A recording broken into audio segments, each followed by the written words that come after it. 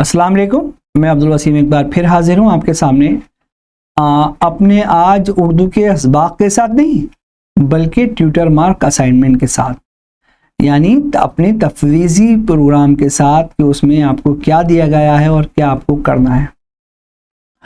जिस तरह हम पेपर देते हैं 3 घंटे में, इसी तरह ये ट्यूटर मार्क असाइनमेंट है। इसको हमें सहूलत यह है कि हमें ओपन बुक टेस्ट समझ लीजिए और हमारे पास टाइम की कोई लिमिटेशन, कोई बाउंडेशन नहीं है। लेकिन बस बाउंडेशन ये है कि हमें आखिरी तारीख से पहले सबमिट कराना होगा 2-3 दिन पहले, ताकि हम उसको अपलोड करके अपने सही वक्त पर डाल सकें, ताकि आपके नंबर मिलने में किसी किस्म की दिक्कत का सामना ना हो। ये हमारे प्रोग्राम का ही हिस्सा है, NIOS के प्रोग्राम का ही हिस्सा होता है।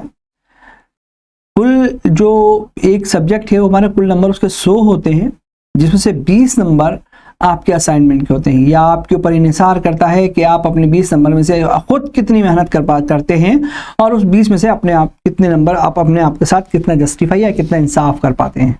आया कि आप पूरे 20 नंबर हासिल करें या 10, 12 या 5, 6, 7, 8 पे इक्तिफा करें, यह आपकी मेहनत पे इन्हिसार करता है।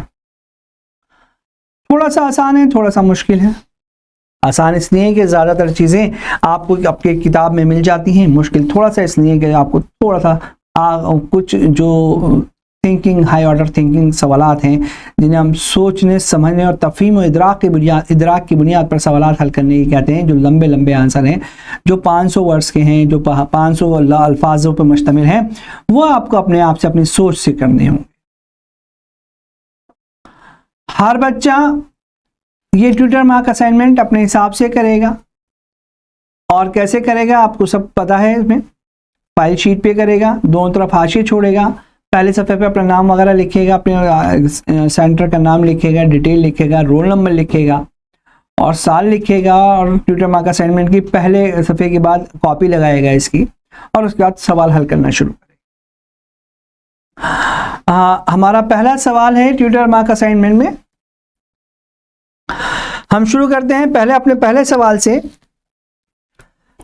पहले पढ़ लेते हैं हम इसको। ट्यूटर मार्क असाइनमेंट, कुल नंबर 20 यानी 80 नंबर का आपका पेपर आएगा। उसमें से आपको पास होना है, 27 नंबर आने हैं, उसमें 27 नंबर, और इस 20 में से आपको कम से कम 7 नंबर लाने हैं। और मेरा आपको सजेशन है या सलाह है कि अगर आप 80 में से 27 और 7 नंबर के पीछे दौड़ रहे हो तो पेपर बिल्कुल मत देना। अगर आपने अपना टारगेट सिर्फ पासिंग का कर लिया है तो कभी भी जिंदगी में कामयाब नहीं हो सकते। हमारा टारगेट होना चाहिए कि 20 में से 20 और 80 में से 80। और ये याद रखिए, जो जितना ऊंचा नजर रखेगा अपने मिजाज के हिसाब से, वो उतना ही ज्यादा कामयाब, सक्सेसफुल हो पाएगा। हम पढ़ते हैं अपने असाइनमेंट को। तमाम सवालात लाजमी हैं, हर सवाल के नंबर उसके सामने दिए गए हैं। जवाबी शीट के पहले सफ़े पर देखिए, असाइनमेंट हल करने का तरीका बता रहे हैं आपको। जवाबी शीट के पहले सफ़े पर अपना नाम, अपना रोल नंबर, स्टडी सेंटर का नाम और मजमून का नाम साफ साफ अल्फाज में लिखिए। पहला सफ़ा। दूसरा सफ़ा आपका पूरा ट्यूटर मार्क असाइनमेंट की कॉपी आएगी वाली, एज इट इज फोटोस्टेट। और पहला सवाल है, दर्ज झेल में से किसी एक का सवाल का जवाब 40 से 60 अल्फाज में लिखिए। 40 से 60 अल्फाज का मतलब 4 से 6 या 7 लाइनें, 8 लाइनें भी हो सकती हैं। 8 लाइनों से ज्यादा नहीं और 6 लाइनों से कम नहीं। भक्ति तहरीक में अपने ख्यालात और वजाहत के साथ बताइए, मुसन्निफ के ख्याल में भक्ति तहरीक के बारे में अपने ख्यालात और वजाहत के साथ बताइए, मुसन्निफ के ख्याल में हिंदुस्तान की इस मिली जुली तहजीब को किन बुनियादों पर कायम रखा जा सकता है। इन्होंने देखो हमारे लिए आसानी कर रखी है, सबक नंबर 3 में मिलेगा। सबक नंबर 3 खोलिए, पेज नंबर है 31, किताब का पेज नंबर 31, सबक नंबर 3। मेरे पास जो किताब है उसका पेज नंबर 31 बता रहा हूं आपको। सबक नंबर 3 का सफा नंबर 31, दूसरा पैराग्राफ।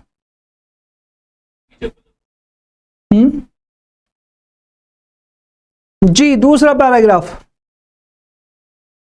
भक्ति तहरीक कहा जाने लगा, ये रहा। फिर वैष्णवी तहरीक शुरू हुई, जिसे बाद में भक्ति तहरीक कहा जाने लगा।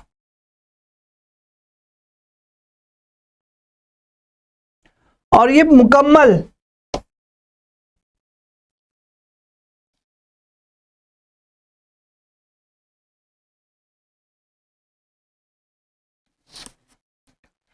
और इसी में आगे यहां हाशिए में देखिए, हाशिए में भक्ति तहरीक, भक्ति तहरीक की तारीफ, वो रूहानी तहरीक जिसमें मजहबों की बुनियादी वहदत पर जोर दिया जाता था और जात पात की मुखालफत की जाती थी। पहला ये लिखेंगे पहले नंबर पे, और दूसरे नंबर पे वो पैराग्राफ जो मैंने बताया आपको।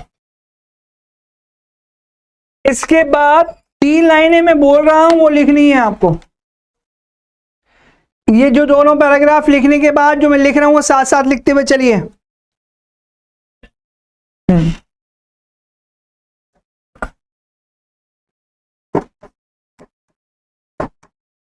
ज़बानों के इख्तिलात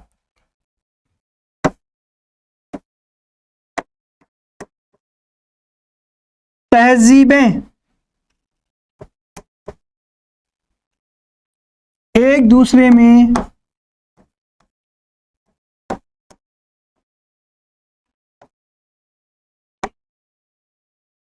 जल्द मुदगम हो जाती हैं।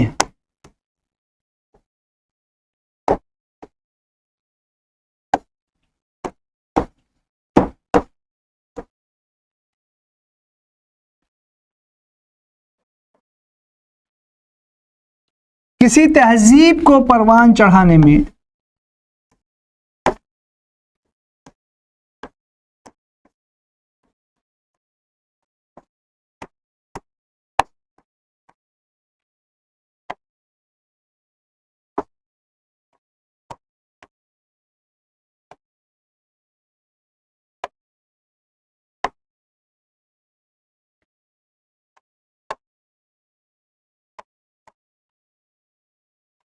बादशाहों,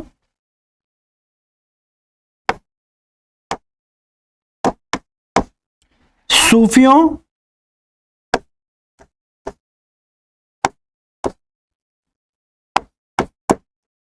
दरवेशों,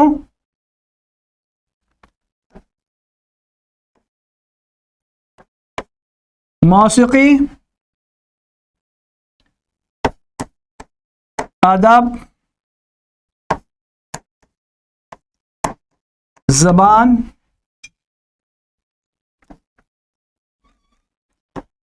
तामीर, फ़नून लतीफ़ा और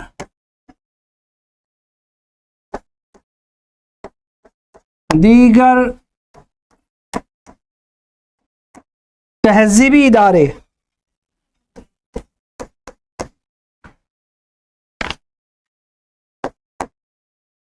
अहम किरदार अदा करते हैं।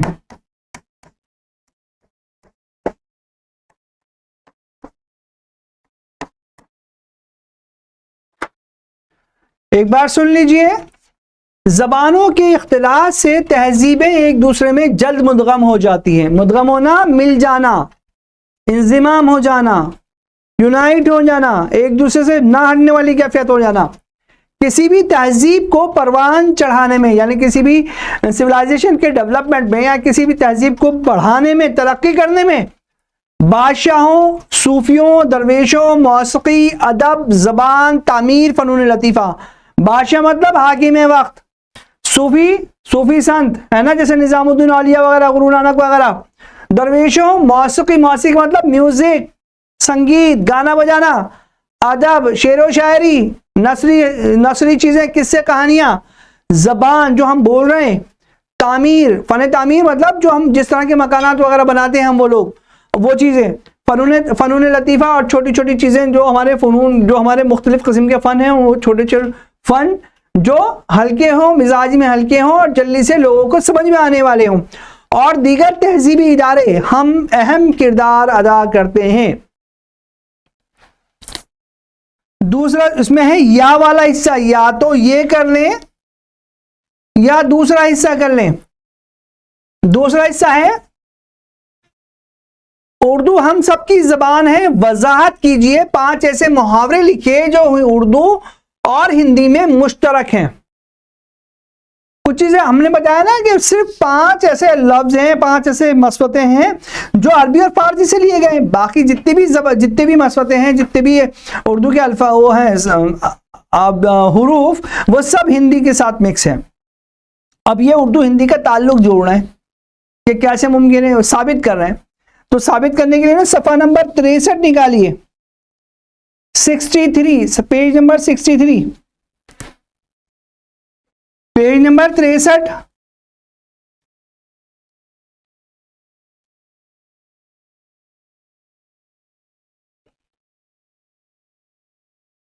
दूसरा पैराग्राफ, उर्दू आम हिंदुस्तानी जबान है, यही वो जबान है, उर्दू आम हिंदुस्तानी जबान, हिंदुस्तान की जबान है या हिंदुस्तानी जबान है। यहां पर हिंदुस्तानी टाइपिंग मिस्टेक होंगे। अगर आप हिंदुस्तानी लिखते हैं तो की लगाने की जरूरत नहीं है, और अगर हिंदुस्तान लिखते हैं तो की लगाने की जरूरत है। और ये पूरे आप कहां तक लिखोगे, पूरा पैराग्राफ लिखोगे, मुश्तरक हैं, दोनों उर्दू हिंदी में मुश्तरक हैं। या तो अलिफ पाठ करेंगे या बा पाठ करेंगे, दोनों में से कोई एक। मैं दोनों बता रहा हूं आपको ताकि आपको किसी किस्म की दिक्कत का सामना ना हो, और जिसको अपने हिसाब से जो अच्छा लगे वो लिख दे, या तो पहला हिस्सा लिख दिया, दूसरा हिस्सा लिख दे अपने हिसाब से। अब आइए, कहा है कि 5 ऐसे वो लिखिए जो दोनों जबानों में दो कॉमन है। पेज नंबर है 59, पेज नंबर 59, 50 और 9 59, पेज नंबर 59।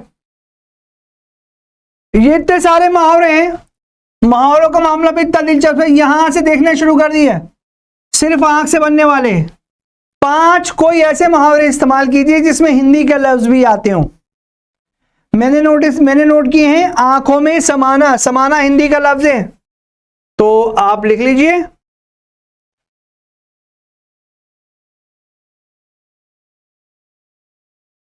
आंखों में समाना, ये रहा आंखों में समाना। दूसरा है आंखों में लहू उतरना, ये रहा लहू हिंदी का लफ्ज है। तीसरा है आंखें मटकाना, ये रहा आंखें मटकाना, मटकना हिंदी का लफ्ज है। चौथा है आंख से लहू टपकना, आंख से लहू टपकना, ये रहा। पांचवा है आंखों के अंदर नाम नैन सुख, ये रहा आंखों के अंदर नाम नैन सुख। आंख लजाना, कई सारे हैं, बचाना, लड़ाना, देखो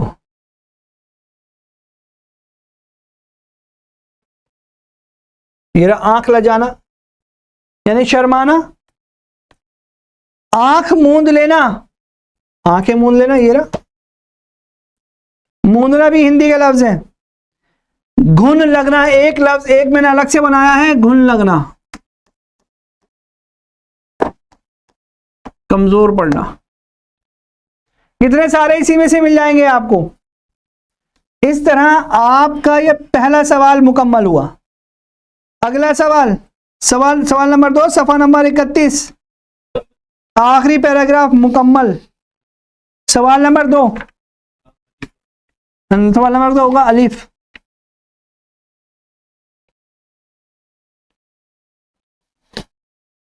हमारा जो सवाल है, एक सेकंड, हमारा जो सवाल है वो है हिंदू मुस्लिम इत्तेहाद से किन तहजीबी इदारों को फरोग हासिल हुआ, वजाहत कीजिए। सबक नंबर 3 में पेज नंबर 31,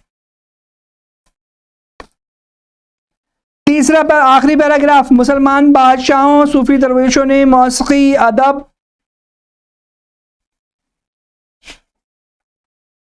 पूरा अगले पेज तक है, सफा नंबर 32 तक है पैराग्राफ। यहां से मुसलमान बादशाहों सूफी दरवेशों ने मौसीकी ज़बान मुसव्वरी को जन्म लिया, एक नई तख्लीक की जो बाद में उर्दू के नाम से वजूद में आई। सवाल नंबर 2 का बा, और अब या वाला पार्ट आ जाइए, यानी बा वाला पार्ट आ जाइए, सफा नंबर 108 आखिरी पैराग्राफ। पहला ही शेर है 9.4। शाद अजीमाबादी की गजल है तमन्नाओं में उलझाया गया हूं। ये 9.4 की मुकम्मल तशरीह आपको इसमें लिखनी है, मुकम्मल तशरीह आपको इसमें लिखनी है, यहां से लेके यहां तक।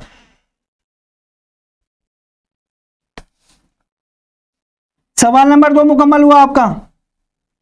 सवाल नंबर 3 सफा नंबर 141, सफा नंबर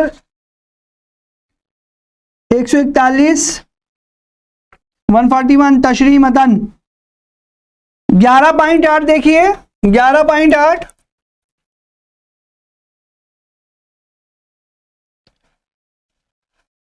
आंखों देखा हमेशा सच नहीं होता, आंखों देखा हमेशा सच नहीं होता, बल्कि से कभी कभी देखने वाला गलतफहमी का शिकार होता है, जिसका नतीजा उसकी बर्बादी की शक्ल में सामने आता है। यह पहली लाइन लिखना है। और दूसरा लिखना है, जिस नौजवान के साथ उसकी महबूबा एक ही रकाबी में खाना खाते वक्त हंस बोल रही थी, वो कोई गैर नहीं था, बल्कि वो उस महबूबा का सगा भाई था, जिसे वो अपने माशूक यानी अफसाने के रावी से मिलवाना चाहती थी। इस इंकशाफ पर दोनों काफी अफसोस मलते हैं, और बस इतने मिलवाना चाहती थी, इतना ही। देख लीजिए सवाल नंबर 3 का पहला पार्ट, अलिफ जल्दी लिखें,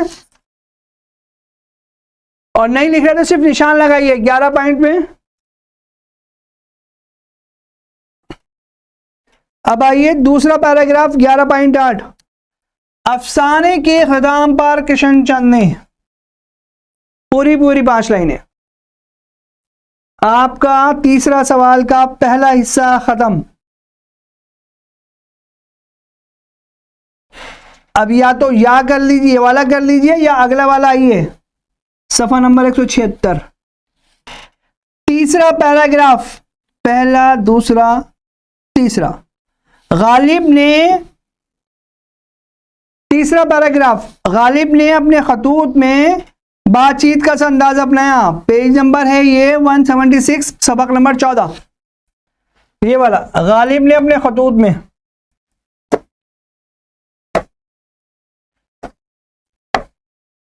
तीसरा और चौथा पैराग्राफ मुकम्मल।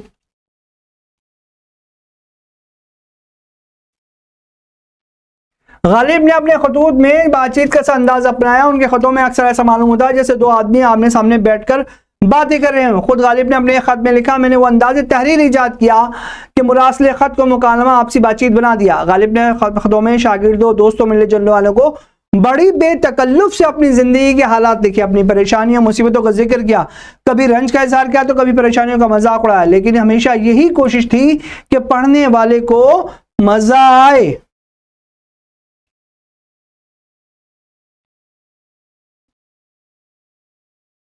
और इसमें आप ये भी लिख सकते हैं अगर लिखना चाहें तो, गालिब से पहले उर्दू में खत कम ही लिखे जाते थे। यहां से भी लिख सकते हैं, जो आपको अच्छा लगे, आपके मिजाज के मुताबिक वो लिख दीजिए। इस तरह आपका तीसरा सवाल मुकम्मल। आइए अब सफा नंबर, हिस्सा गजल में आइए, सफा नंबर 23 18.5।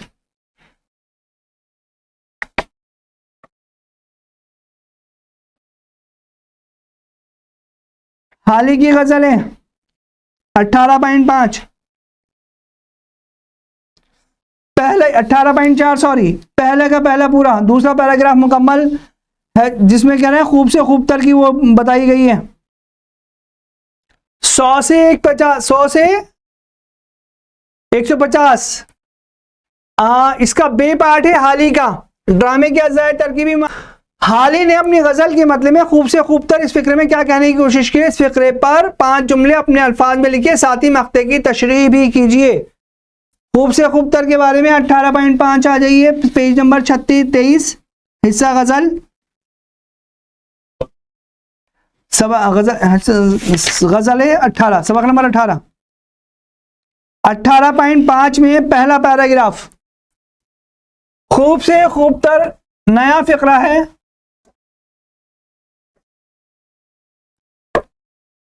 पहले ये लिखेंगे और फिर इसके बाद उन्होंने कहा मक्ते की, तो पूरा वो लिखेंगे, मक्ते का पूरा लिखेंगे, मक्ते की पूरी तशरीह इसमें किताब में आपके दिए रखी है, वो पूरा लिखेंगे। 18.15 अपने अपने मिजाज से लिखिएगा। किसी ने इसको वक्त बीत जाने से वो किया है और किसी ने इसको लोगों के मिलने में देरी से वो किया है, मंसूब किया है। अपने मिजाज से लिखिएगा, पूरा दोनों पैराग्राफ पढ़कर 18.15 पूरा पढ़कर अपने हिसाब से लिखिएगा।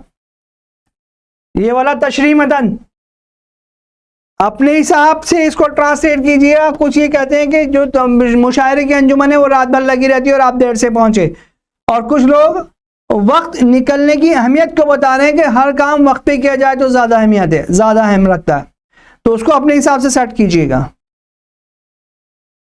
अगला सवाल देखिए ना जी, इसमें तो कुछ मुझे बताने की जरूरत ही नहीं है। आज भी काफिला इश्क रवा है कि जो था वही संग मेल, वही संग निशा है कि जो था, मंजिलें गर्द की मानिंद उड़ जाती हैं, वही अंदाज जहां गुजरा है कि जो था। इसकी पूरी की पूरी तशरीह आपको किताब में लिखी हुई मिलेगी। 20.4 निशान लगाना चाहें तो लगाइए, 20.4 और 20.5, 20.4 और 20.5। पेज नंबर है आपका, सफा नंबर है 4141 और सबक नंबर है हमारा मंजिलें गर्द की मानिंद उड़ जाती हैं। हाँ ये रहा, बिल्कुल ये रहा, बिल्कुल बिल्कुल, एक सेकंड, ये रहा पूरा 20.4। यहां से ये पूरा उतारेंगे। जबान के बारे में अभी इसमें आपको कुछ नहीं लिखना, और अगला जो है वो अगला शेर, उसकी भी तशरीह आपको इसी तरह करनी है। ये रहा, मंजिलें गर्द की मानिंद उड़ जाती हैं, शेर लिख के यहां तक तशरीह कर देंगे। अगला आइए, अब अगला सवाल आइए, गजल की तारीफ और उसके अज्जाए तरकीबी। अगला सवाल आइए, सवाल नंबर 4। गजल की तारीफ और उसका, ये बिल्कुल देख लीजिए पूरा।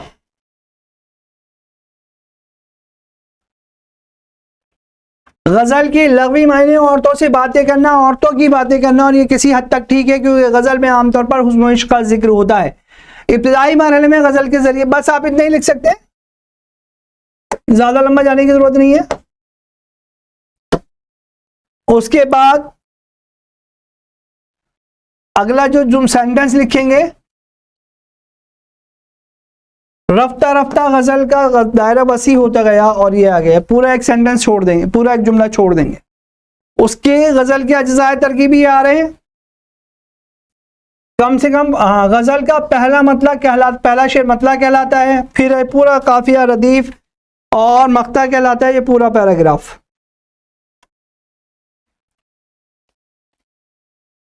यहां तक आपका सवाल मुकम्मल होता है। अब आइए पेज नंबर, सवाल नंबर 4, 11.4 हिस्सा है उसका, या तो ये वाला कर लीजिए गजल के अज़ाए तरकीबी, या फिर ये बे का पार्ट है या कश्मीर, सफा नंबर 53 21.4, इसी का बे पार्ट। हाँ बोलिए, क्या कह रहे हैं, कुछ कह रहे हैं आप लोग? ये गजल इसमें सब नहीं मिलेगी आपको, मैंने इसमें बताया है आपको। गजल में शुरुआत में बताता हूँ, गजल वैसे गजल की डेफिनेशन बुक में नहीं है, अज़ाए तरकीबी नहीं है, या आपको पीडीएफ की शक्ल में यहाँ से भेज दी जाएगी। अब आइए कश्मीर, सफा नंबर 53, सवाल नंबर चौथे का बे पार्ट का या, ये वाला है ना, सवाल नंबर 5, सॉरी सवाल नंबर 5 का अलिफ का बे पार्ट का या, नज़म कश्मीर में शायर ने कश्मीर की खूबसूरती का नक्शा किस तरह खींचा है? 21.4 पूरा पैराग्राफ, ये रहा 21.4 पूरा पैराग्राफ, और 21.6 यहीं पर 21.6 में चौथी लाइन में आधे के बाद पूरा 1 2 3 4 आगे चलकर शायर ये कहता है, और ये पूरा। इस तरह आपका पांचों सबक का बा पार्ट पूरा मुकम्मल हुआ।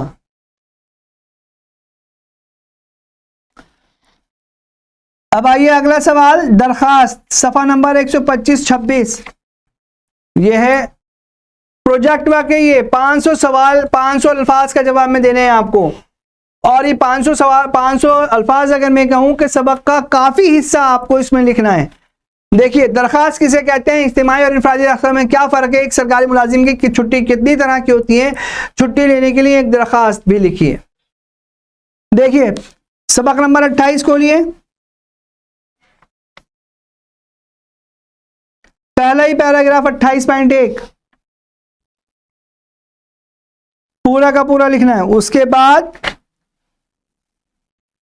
इनफरादी दरखास्त पूछी है ना, इनफरादी दरखास्त सफा नंबर 126, ये रहा सब, ये पूरा का पूरा पैराग्राफ।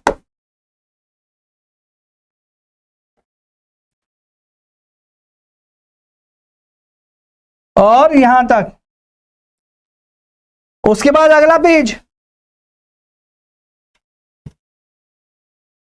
इनफरादी दरखास्तें पूछी हैं आपसे 28.4 ये पूरा, और एक नमूने की इनफरादी दरखास्त की एक नमूने की दरखास्त आपको लिखनी है। मैं लिखवा चुका हूं, अब ये आप लिखेंगे, ये आपका काम है लिखने का। हाँ, कंप्यूटर की तारीफ या तो ये लिखेंगे या बा पार्ट करेंगे।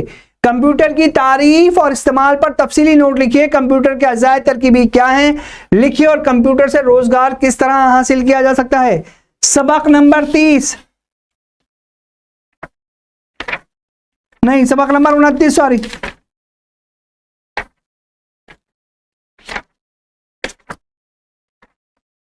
कंप्यूटर क्या है।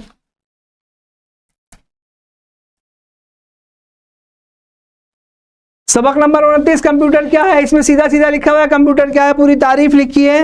29.3 पेज नंबर 138।